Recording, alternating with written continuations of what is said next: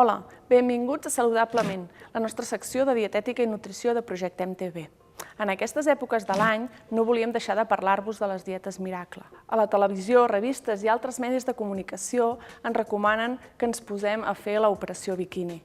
L'operació biquini és recomanacions de fer dietes en què es perd pes molt ràpidament i de forma poc saludable. Segons l'Associació Espanyola de Dietistes i Nutricionistes, el 95% de les persones que en una època o altra s'han posat a fer una dieta miracle recuperen el seu pes i inclús més quilos dels perduts. Entendrem, doncs, que una dieta miracle és aquella que ens promet perdre més de 5 quilos al mes d'una forma molt ràpida i sense cap esforç. Segur que alguna hora o altra heu sentit a parlar de la dieta de la sopa, de la pinya, de la carxofa, de la dukan, de la per punts.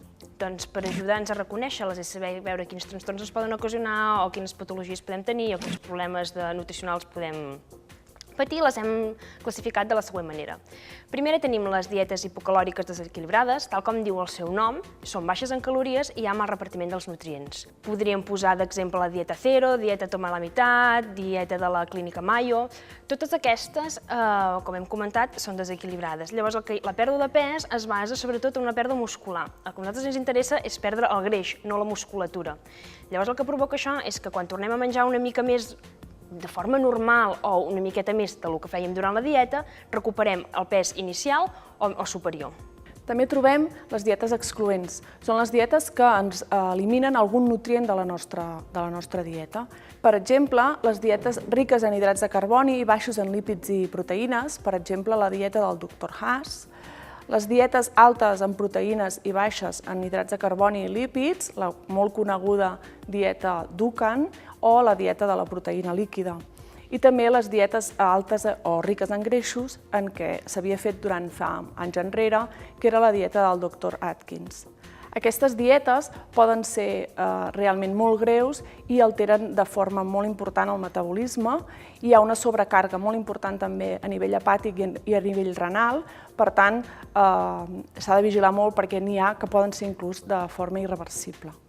El tercer grup que tenim són les dietes dissociatives. Aquestes dietes es basen en que els aliments no engreixen o primen pel seu poder calorífic, sinó que és la combinació que fan entre ells. Normalment es reparteixen en setmanes la distribució dels aliments. Una setmana menges, per exemple, proteïna, l'altra hidrat de carboni, i van fent així. Els exemples d'aquesta tindríem la dieta dissociada, la dieta de Hollywood, la dieta Montignac, entre d'altres. Què ens pot passar si seguim una d'aquestes dietes? Primerament, una dieta molt baixa en calories i molt mal repartida a nivell nutricional és inacceptable. Per tant, poden causar deficiències d'algun nutrient, de proteïnes, d'hidrats de carboni, de vitamines i minerals. També poden desencadenar algun trastorn de la conducta alimentària, com l'anorèxia i la bulímia.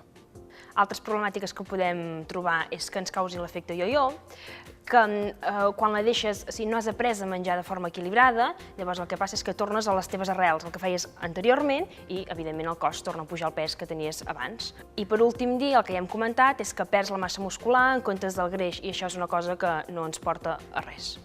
No hi ha cap evidència científica que aquestes dietes funcionin.